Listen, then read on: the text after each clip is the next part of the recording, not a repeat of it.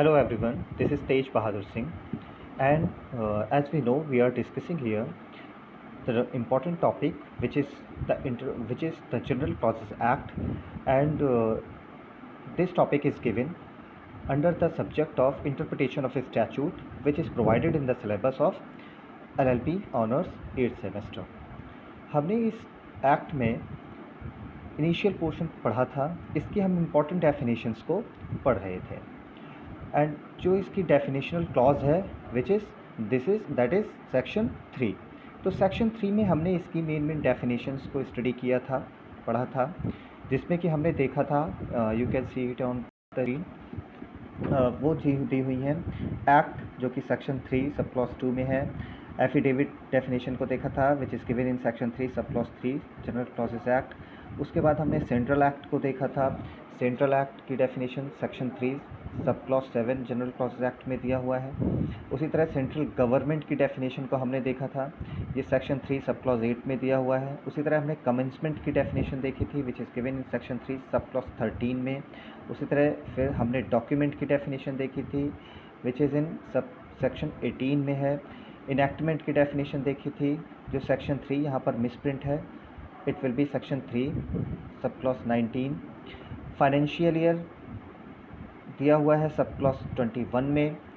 हमने difference between financial and calendar year को भी देखा था कि जो फाइनेंशियल ईयर है वो 1 अप्रैल से स्टार्ट होता है, जबकि कैलेंडर ईयर वही माना जाता है जो ब्रिटिश कैलेंडर यानी कि 1 जनवरी से माना जाता है। ठीक है, ये भी देखा था हम लोगों ने। गुड फेथ को डिफ़ाइन किया गया है सेक्शन 3 सब क्लॉज 22 में। और इसके अलावा गवर्नमेंट सेक्शन 3 सब क्लॉज 23 में डिफ़ाइन किया गया है। Government securities section 3 sub clause 24 में डिफ़ाइन किया गया है। और immovable property section 3 sub clause 26 में डिफ़ाइन किया गया है। देखिए यहाँ पर और भी कई चीज़ें हम लोगों ने इंपॉर्टेंट डिस्कस करी थी, जैसे कि इम्प्रिजनमेंट सेक्शन 3 क्लॉज 27 में डिफ़ाइन किया गया है। इंडियन लॉ सब सेक्शन 29 में, मंथ सब सेक्शन 35 में डिफ़ाइन किया गया है। इन सब में हमने एक चीज़ और भी इस डेफिनेशन पोर्शन में एक बात और भी हमने डिस्कस करी थी कि जैसे डॉक्यूमेंट की डेफिनेशन है तो वो एविडेंस एक्ट में दी हुई है। ठीक, उसी तरह जैसे गुड फेथ आईपीसी में दी हुई है। उसी तरह अगर हम देखें इमूवेबल प्रॉपर्टी की definition transfer of property act में दी हुई है ना। इम्प्रिजनमेंट की डेफिनेशन भी दी हुई है। तो ये जो डेफिनेशंस हैं ये जनरल क्लॉजेज एक्ट में भी दी हुई हैं, और ये डेफिनेशन आपको रेस्पेक्टिव एक्ट्स में भी दी हुई हैं जिनका मैंने अभी नाम लिया, टीपीए में और भी कई सारे आईपीसी में, इन सब में भी दी हुई हैं। तो हम किसको अप्लाई करेंगे? हम देखिए, अगर किसी एक्ट में किसी प्रोविज़न की डेफिनेशन ऑलरेडी दी हुई है तो वहाँ पर उस एक्ट के कंसर्न में सिर्फ उसी डेफिनेशन को एक्सेप्ट किया जाएगा, अडॉप्ट किया जाएगा जो उस एक्ट में दी हुई है। अगर मान लीजिए कोई टर्म है किसी एक्ट में, उस टर्म को यूज़ तो किया गया है लेकिन वो टर्म डिफ़ाइन नहीं किया गया है और उस टर्म की डेफिनेशन जनरल क्लॉजेस एक्ट में दी हुई है, तो फिर उस एक्ट के लिए हम जनरल क्लॉजेस एक्ट की डेफिनेशन को एक्सेप्ट करते हैं। ठीक है, एक कंडीशन है इसमें, बस कंडीशन ये है कि जब भी हम जनरल क्लॉजेस एक्ट की उस डेफिनेशन को अप्लाई करते हैं उस रिलेटेड एक्ट में जिसमें हम बात कर रहे हैं, जिसमें यूज़ किया गया है उस वर्ड का लेकिन उसको डिफ़ाइन नहीं किया गया है, वहाँ पर बस एक शर्त है कि वो डेफिनेशन जनरल क्लॉजेस एक्ट में दी हुई उस टर्म की डेफिनेशन जो एक्ट है उसके ऑब्जेक्ट या उसके पर्पस से कॉन्फ्लिक्टिंग नहीं होना चाहिए, मतलब कि उसके अकॉर्डिंग ही होना चाहिए। तो ये चीज़ों को हमें ध्यान रखते हुए डेफिनेशन क्लॉज पढ़ना होगा जनरल क्लॉजेस एक्ट का। जनरल क्लॉजेस एक्ट का डेफिनेशन क्लॉज कौन सा है? दैट इज़ सेक्शन 3, उसके सब क्लॉजेस में डेफिनेशन दी हुई है। ठीक है, let's discuss further. Let's see section sub clause 35 हम देख चुके थे। सेक्शन 3 सब क्लॉज 36 देखते हैं, विच डिफाइंस मूवेबल प्रॉपर्टी। देखिए, मूवेबल प्रॉपर्टी को भी डिफाइन किया गया है और एक्ट्स में, जैसे रजिस्ट्रेशन एक्ट में मूवेबल प्रॉपर्टी को डिफाइन किया गया है। तो ध्यान रखिए, वहाँ पर अगर रजिस्ट्रेशन एक्ट की बात करेंगे तो वो रजिस्ट्रेशन एक्ट में ही प्रिवेल करेगी, उसमें दी हुई। अगर कहीं नहीं दिया हुआ है और मूवेबल प्रॉपर्टी को मेंशन किया गया है जैसे टीपीए में, तो वहाँ पर हम जनरल क्लॉजेस एक्ट की डेफिनेशन को इम्प्लीमेंट करेंगे। ठीक, यहाँ पर क्या डेफिनेशन दी हुई है मूवेबल प्रॉपर्टी की? It says movable property shall mean property every description except movable property thus any property which is not immovable property is a movable property. कैसी डेफिनेशन है ये है डेफिनेशन, एक्सॉस्टिव डेफिनेशन है, ठीक, इंक्लूसिव डेफिनेशन नहीं है, क्योंकि यहाँ मीन वर्ड का यूज़ किया गया है। अब ये क्या कह रहा है कि मूवेबल प्रॉपर्टी क्या है, ये वो यानी कि इसमें बस इतना कहा गया है कि इमूवेबल प्रॉपर्टी की डेफिनेशन में जिसे जिसे इमूवेबल प्रॉपर्टी माना गया है उसके अलावा सारी प्रॉपर्टी मूवेबल प्रॉपर्टी होगी। देखिए, अगर हम इमूवेबल प्रॉपर्टी को देखें तो इमूवेबल प्रॉपर्टी में हमने पढ़ा था कि immovable property section 3 sub clause 26 में है।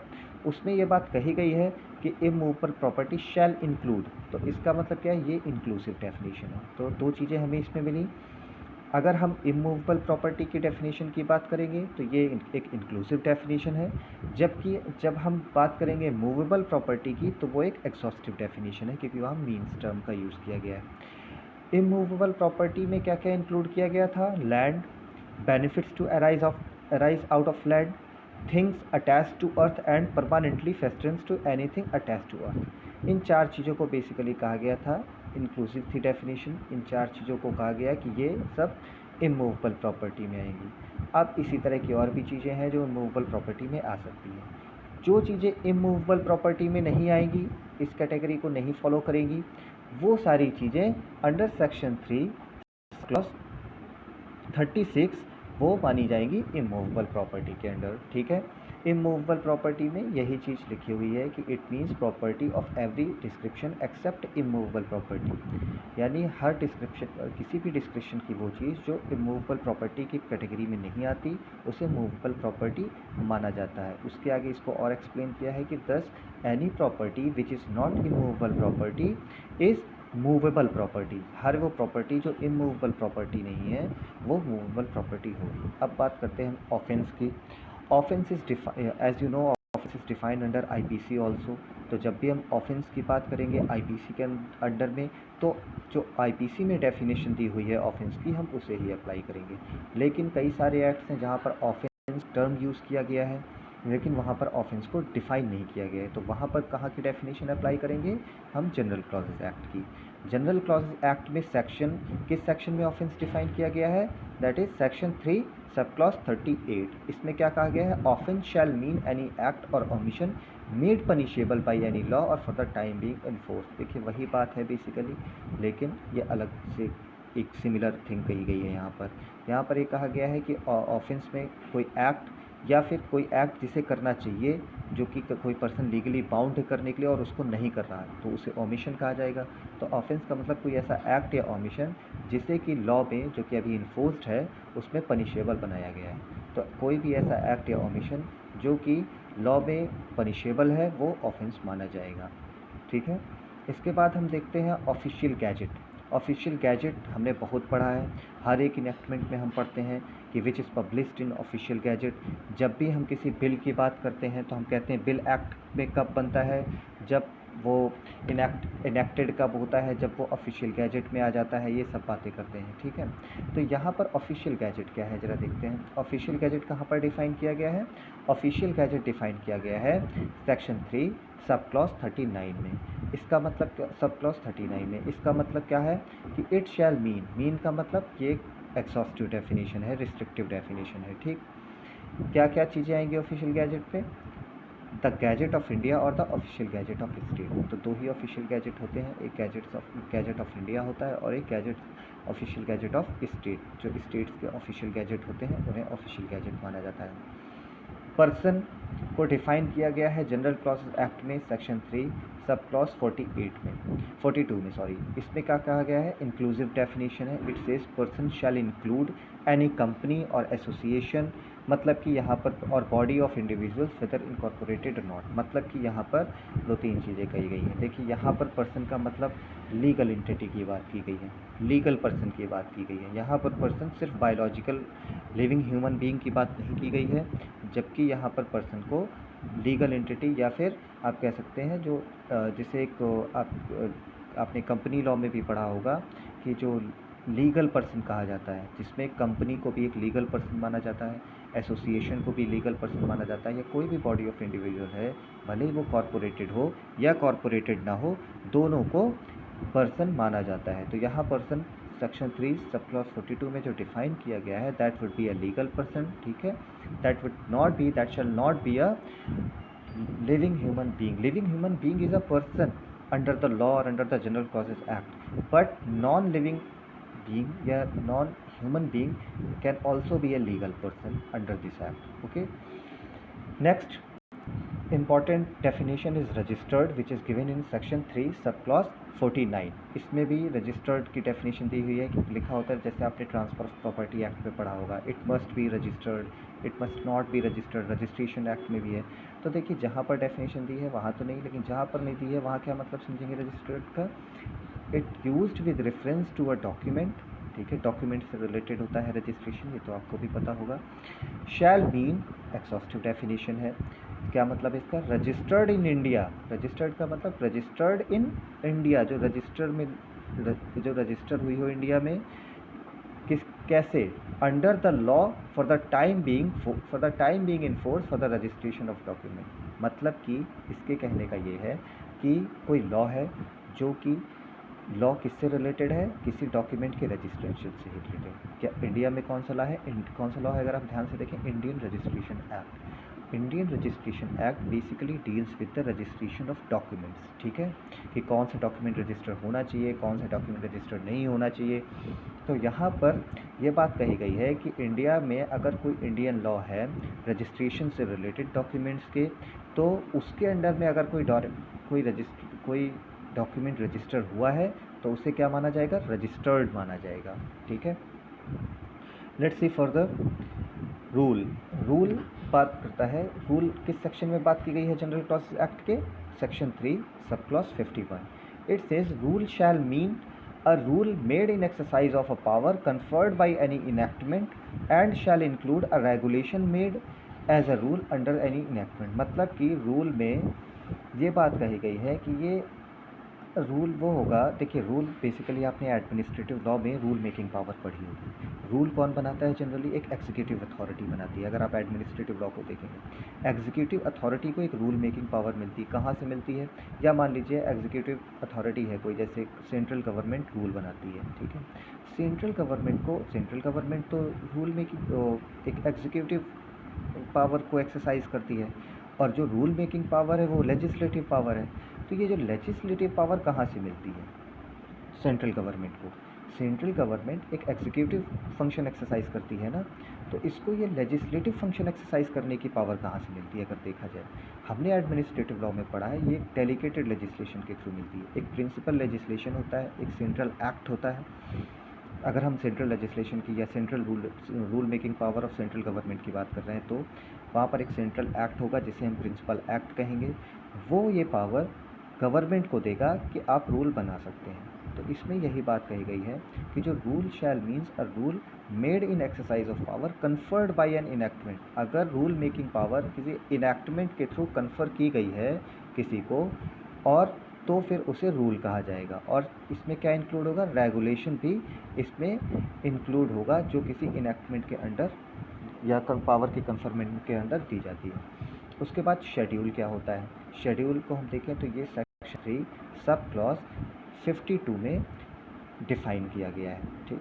अगर हम इसको ध्यान से देखते हैं तो शेड्यूल में देखिए कई जगह आप सीआरपीसी में देखते हैं, उसमें शेड्यूल मिलते हैं आपको, ठीक है। आप वर्कमैन कंपनसेशन एक्ट में देखते हैं, आप उसमें भी शेड्यूल्स पाते हैं, या एम्प्लॉयज़ कंपनसेशन एक्ट भी उसको कहते हैं।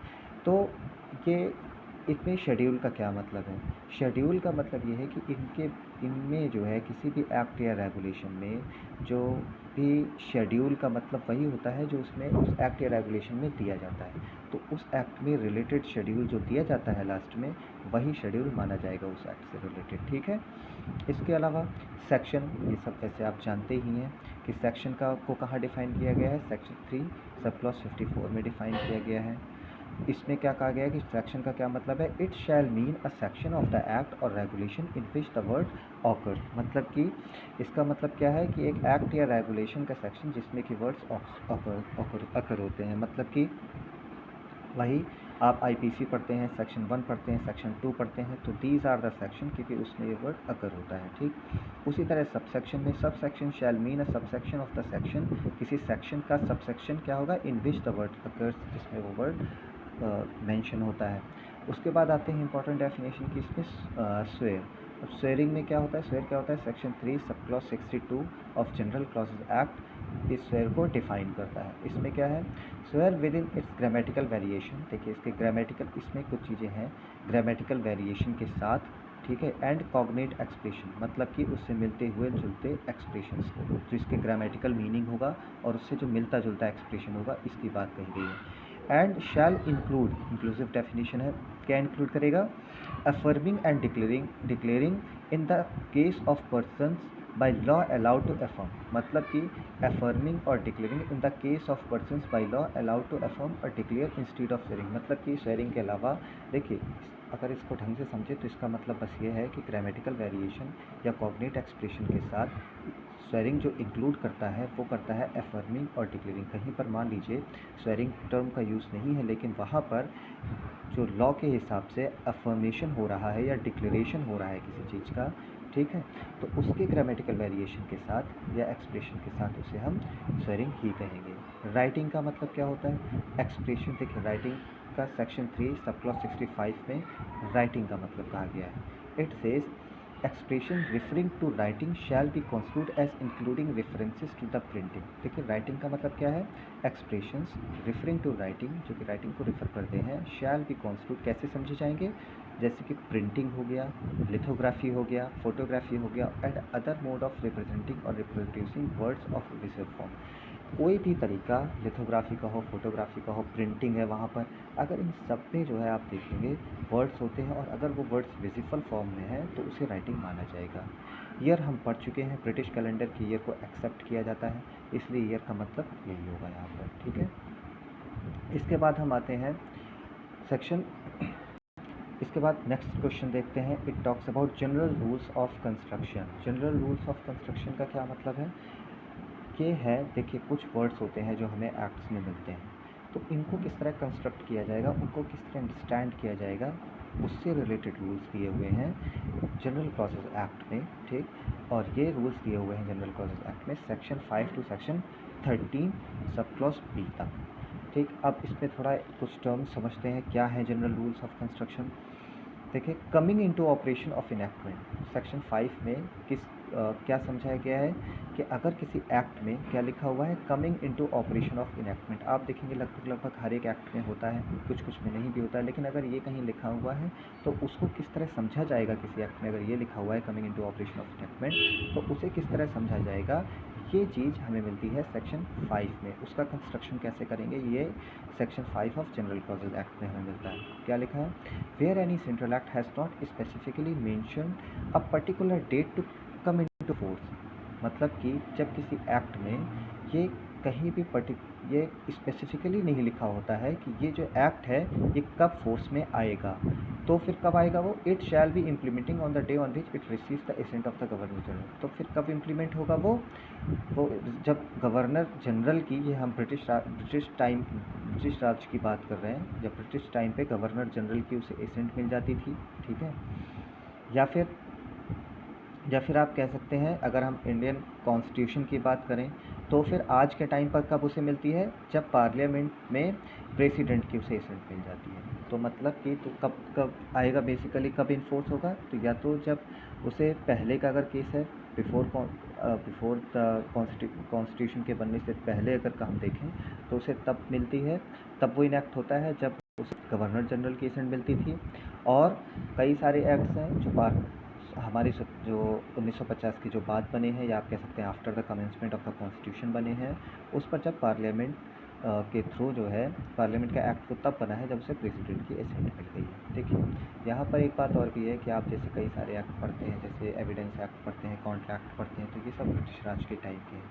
तो पहला पोर्शन इसका बात करता है उन एक्ट्स के बारे में, और दूसरा पोर्शन बात करता है, जैसे हम बात करते हैं हिंदू मैरिज एक्ट की बात करते हैं, ठीक है।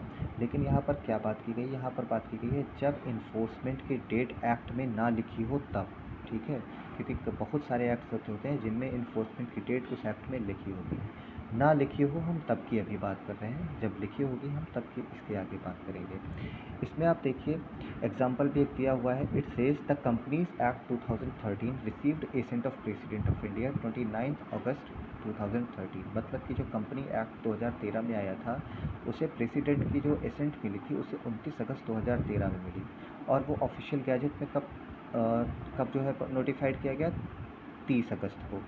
ठीक, तो ये कंपनीज एक्ट बेसिकली कब माना जाएगा, इनएक्टेड कब माना जाएगा, जब ये ऑफिशियल गजट में पब्लिश हुआ। तो जब प्रेसिडेंट की एसेंट के बाद जिस दिन ये ऑफिशियल गैजेट में पब्लिश हो जाता है उसी दिन से इसको इनएक्टेड माना जाएगा। अगर कोई डेट इनएक्टमेंट की नहीं लिखी है एक्ट में तो क्या होगा, जिस दिन ऑफिशियल गैजेट में वो प्रेसिडेंट की एसेंट के बाद ऑफिशियल गैजेट में वो पब्लिश होगा उसी दिन से वो इनएक्टेड माना जाएगा। इसके बाद देखते हैं हम कि वेयर, मान लो कहीं कोई स्पेसिफिक डेट नहीं लिखी हुई है तब क्या होगा, तब अगर मान लीजिए कोई स्पेसिफिक डेट इन्फोर्समेंट की लिखी हुई है ऑफिशियल गैजेट में, तब के टाइम पर क्या होगा, तो वो जिस डेट से, जो डेट उस इनएक्टमेंट में लिखी हुई है उसी डेट से उसको माना जाएगा कि ये एक्ट जो है इन्फोर्समेंट में आया है। यानी कि अगर इसका एक एग्जांपल देखें तो SEBI issue of capital and disclosure requirements 5th amendment regulation 2015 was issued by the SEBI wide, एक नोटिफिकेशन के थ्रू उन्होंने इशू किया ये एक नोटिफिकेशन जो आई 14 अगस्त 2015 को, और विद इफेक्ट फ्रॉम 1 जनवरी 2016। तो देखिए यहाँ क्या लिखा है, with effect from 1 January 2016। Mostly act में 2 टर्म लिखे होते हैं, it will come into force, ठीक है, और या फिर विद इफेक्ट फ्रॉम। तो इसका मतलब वहाँ पर वो एक्ट कब इनेक्टेड होगा, उसका कब जो है इन्फोर्स्ड होगा, उसकी एक पर्टिकुलर स्पेसिफिक डेट लिखी हुई है एक्ट में।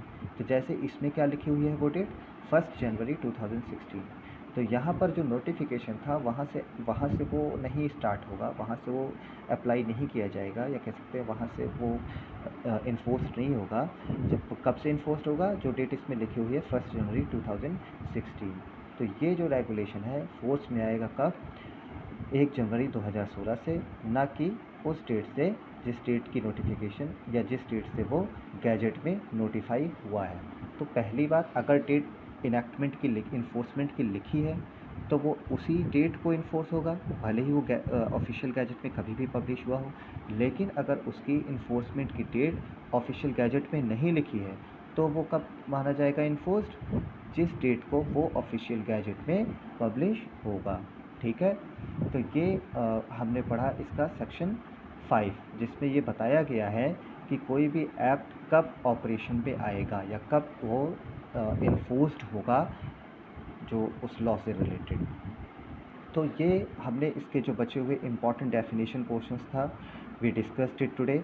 इसके बाद हम जो पढ़ रहे हैं दैट इज़ बेसिकली जो जनरल रूल्स ऑफ एक्शन है। तो हमने क्या देखा, इंटरप्रिटेशन ऑफ स्टैट्यूट में बेसिकली 2 चीज़ें दी हुई हैं, इम्पॉर्टेंट डेफिनेशंस और दूसरी जनरल रूल्स ऑफ कंस्ट्रक्शन। तो जो डेफिनेशनल क्लॉज है वो है सेक्शन 3, और उसके बाद आता है 5 to 13 general rule of construction. जो मेन वर्ड्स दिए हुए, जो सेंटेंस टाइप के वर्ड्स दिए हुए, उनको कंस्ट्रक्ट किस तरह करेंगे, उनको किस तरह समझेंगे, ये दिया हुआ है जनरल क्लॉजेस एक्ट में। ठीक है, इसके आगे हम लोग नेक्स्ट क्लास में डिस्कस करेंगे। Till then, thank you.